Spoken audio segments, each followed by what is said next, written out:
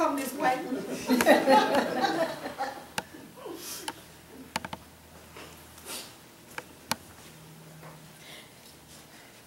Mr. Paul Barrow, take it. It's one last thing that I need to say, is that the next time you hear someone telling a tale, spinning a yarn, think for yourself, is that the real thing, or is they pulling my leg? But don't go climbing down folks' chimney no more, because you'll end up dead. That's the end. Give yourselves a hand.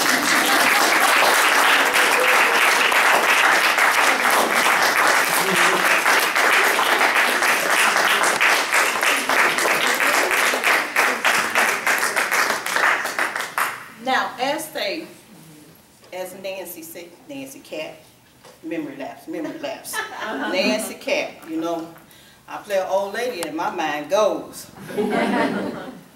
I did start telling stories pretty much kind of as a fluke. In 1998, I had to do an assignment at the Women's College, and I was asked to bring in some simple props and create a 5 to 7 minute story.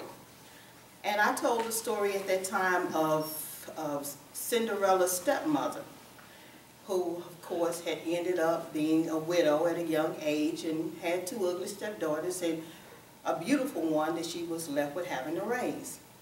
And I used something as simple as a bathrobe, and I turned it to about 3 different ways. And at one point it was the dress for Cinderella's stepmother. At the next time I turned it around and it was one of Mr. Big Bad Wolf's costume, because I added his story into it.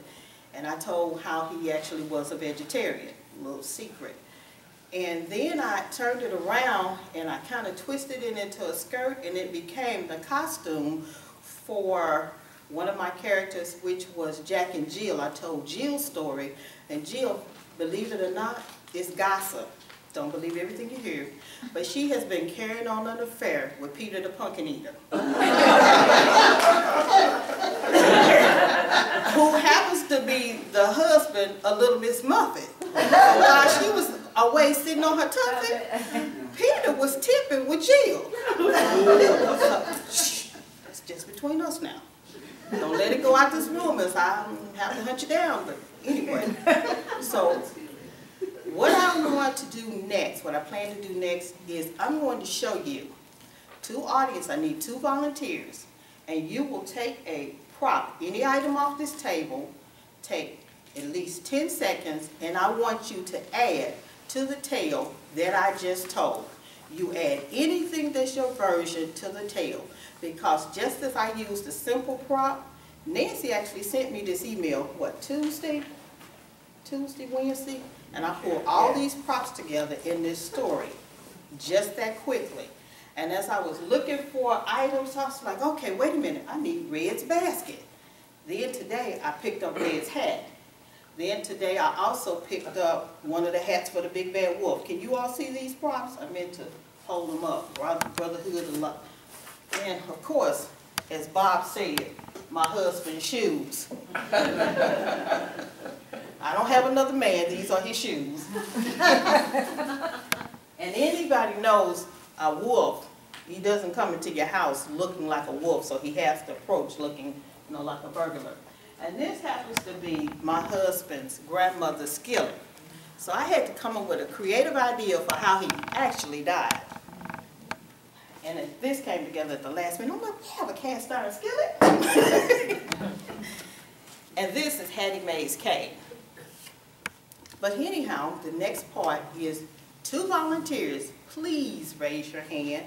Come select an item from the table, any item, and add to the tale, your version. You only have to speak for at least a minute to 2 minutes. Any volunteers? Come on. Not all people, not everybody at one time. Come on down. We have 2. Donna and Willie, I believe the signs. Okay, that's right. Donna, are you okay with that? What do I need to do? Because I have you 2 to the other one. From the table. This native release. And you add to the eulogy of Miss You can add to it, you can spend your own money. Okay. Add to it, you spend your own money. Anything. Any item. This is a lady's hat. It doesn't matter. It looks like a man's. Any item. Okay. You can take it out. Okay. Now we have Donna Nalvin. Donna Nalvin and Willie Blue, who will show you the art of animation in storytelling, which is my presentation, animation and storytelling. You up first? I'm Little Red Riding Hood, and I don't know what Granny is talking about. She took this cane, she grabbed me by the neck, and she pulled me straight in and said, "Get up there and say a little eulogy."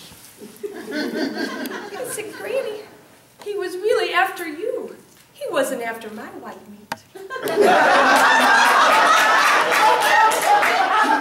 Granny said that I had that skillet already. So I want to say to the big bad wolf, you can't eat me today because my granny loves me.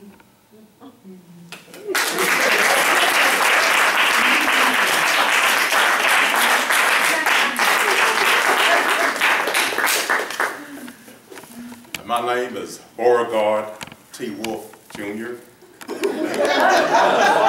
Barnum was one of the brothers in the lodge.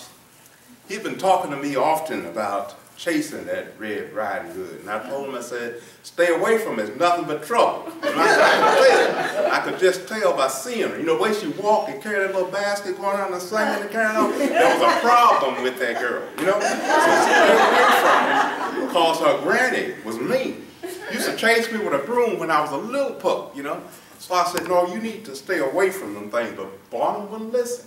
He got to eating that pork and stuff, and he was just, everything went to his head. And he decided he was just going to do something weird and just chase that girl. I could just see it now. She probably was frightened out of her mind. And her granny saw this, and she fixed that grease there for him, and knowing he was going to come down there, because that was the only entrance he could get into, because the doors were bolted. I tried that before, you know. So. You do that kind of thing. You know, you sneak up and you do things on the backside, and, you know. So, but I tell you, Barnum was a good guy. He really was. I loved talking to him and drinking that liquor and stuff. That moonshine. We sit back and tell stories all the time about it, and I'm going to miss Barnum. Poor fellow.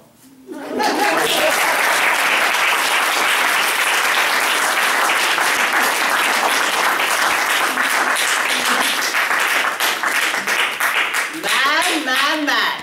Those chillin' sure was good, weren't they? Now wait a minute, because you all didn't volunteer, don't think you got off the hook. Because now, since you didn't volunteer, I have a little bit of a game for you all to play. It's called This Is What I Said. I'm going to start here with this lady right here, and you all have 1 minute to get it all the way around the room. Actually, some of you are a little older, so I'll give you 3. And once I started with her, I need to see if this young lady way back in the back right there, you only gets to tell it 1 time. You're going to spread it, tell it, and move it on. And this young lady, young lady in the white, I'm talking about you. Yes, ma'am. Are you ready? Ready. And I'm going to see just how accurate that you're able to tell this tale. Give me a second now, I'm running. Ready yet? Oh, you close to me. Thank you. You'll start here. Y'all got to get it all the way back in the room. Only tell it 1 time and whisper. You got to whisper.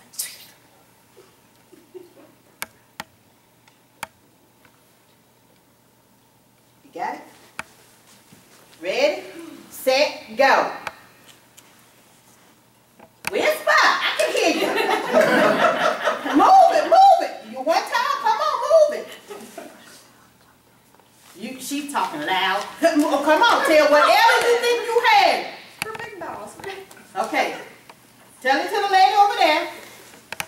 And then come here, because I need you to help these people too. Come here. Over here? Tell it to her. Get it started over there too. No. Tell it to this little lady right here. Whatever you think you heard, just tell it and keep it moving. Come on, y'all. She can only tell you once. You got. She can't hear. Oh, okay. Tell her whatever you think you heard. That make it interesting. Whatever you think you heard, tell it to her. Come on, come on. Okay, come on. It wasn't that long.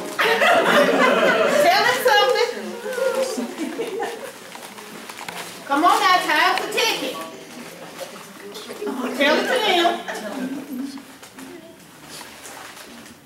Okay, keep it moving, keep it moving. Don't have a long conversation, tell the people. Okay, where'd it go? Did it get all the way to the back there? Okay, when it get all the way to the back, they're going to tell you their version too. Okay, tell their version to the other lady right there. Oh, Jesus. I should have took myself a seat. Can you give me Mr. Cameraman? Nah, I've been on cops, so they know me. Don't forget to get old Mother Hubbard. Oh yeah, baby. Hold on, I dressed up for this occasion. I wore my good kicks. Am I supposed?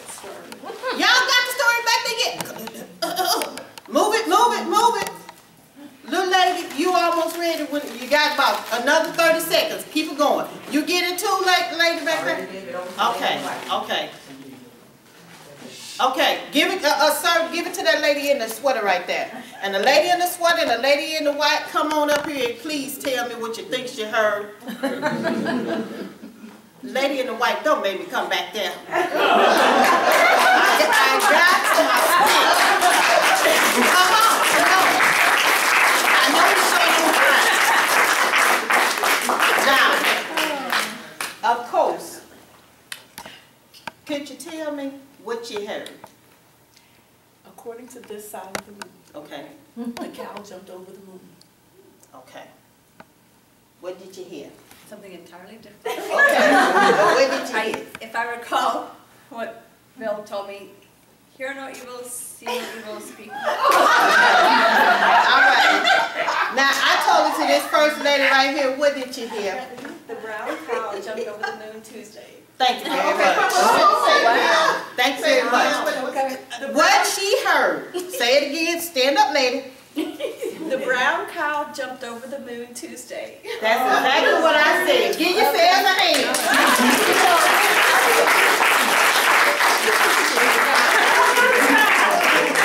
Okay, now would you give yourselves a silent hand clap now? I don't like all that noise. Silent hand clap. Silent hand clap. The reason why I did that demonstration is because what was, as Brenda said, what was heard and what was said were two different things.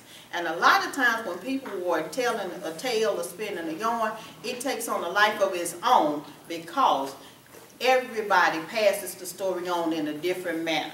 And you all just got a chance to participate in how stories become big old tales when they are spread from one end to another. And I want to certainly thank you for your participation.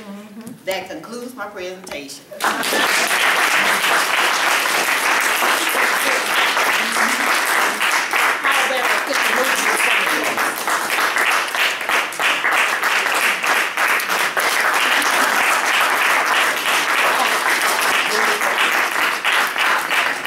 Come on, Hank, you gotta be the pallbearer.